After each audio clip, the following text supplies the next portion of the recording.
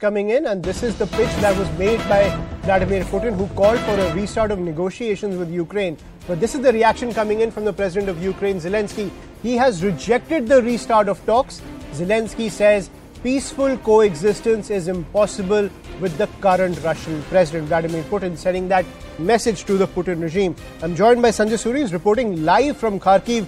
Sanjay, what is the latest from ground zero? And secondly, how is this move which has come in from the Putin regime being seen by the Ukrainians? Namely because, do you feel that this move to annex these 4 regions has come in a bid to take control of the narrative because of the gains that have been made by the Ukrainian forces in the conflict?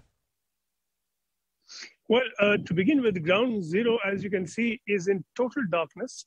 I'm in the heart of Kharkiv, and it's not that I've picked a dark place to speak with you.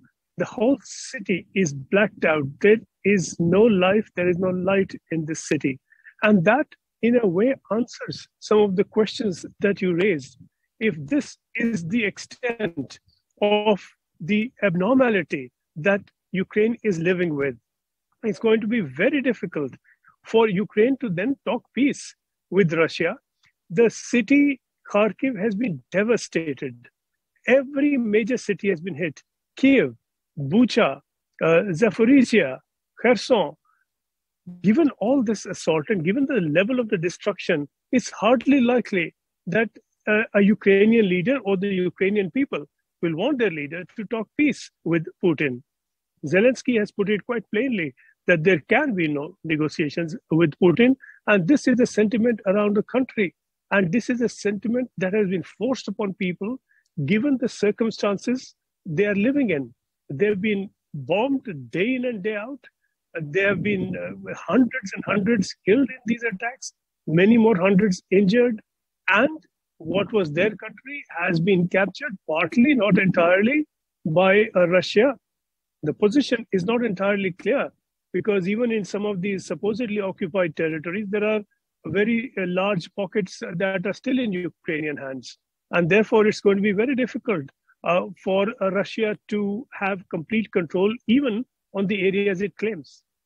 Right. So it's difficult for Russia to have complete control. That is the pitch coming in from ground zero because of the gains that have been made by the Ukrainian forces. But still, that diplomatic firestorm has been sparked by Vladimir Putin after the annexation of those 4 regions. Thank you, Sanjay, for joining us on the broadcast. Please stay safe as you're reporting more details coming in from Kharkiv.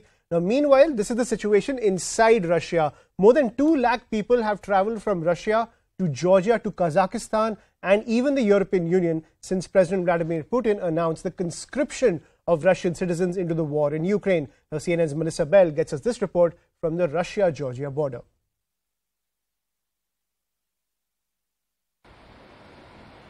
The pass too narrow for the sheer numbers trying to flee. It's been more than a week since President Vladimir Putin announced the partial mobilization. For many, that's how long it's taken to get here. Everything is fine, says 10-year-old Grisha, whose father explains he didn't want to pick up a gun just to live in peace with his family. But first, they had to get through a traffic jam 12 miles long. Impressive even from space, but horrendous for those trying to get through the gorge and its tunnels. On foot for some, but most packing their families into cars as soon as they heard they might have to go to war. Arriving at last through the Lars crossing and into the safety of Georgia. The feeling? Freedom, says Evgeny, an indescribable feeling. For 5 days we didn't know if they would release us from Russia or not. This family spent more than a week getting here from Dagestan. Abdullah Islamov says the men there are being rounded up whether or not they're eligible to fight. Nobody attacked Russia, he says. Acting out of oligarchic ambitions, they found some so-called neo-Nazis in Ukraine. Let the oligarchs go to war first. In the meantime, Abdullah says he'll keep his sons on the Georgian side of the border so they can live and take care of their own.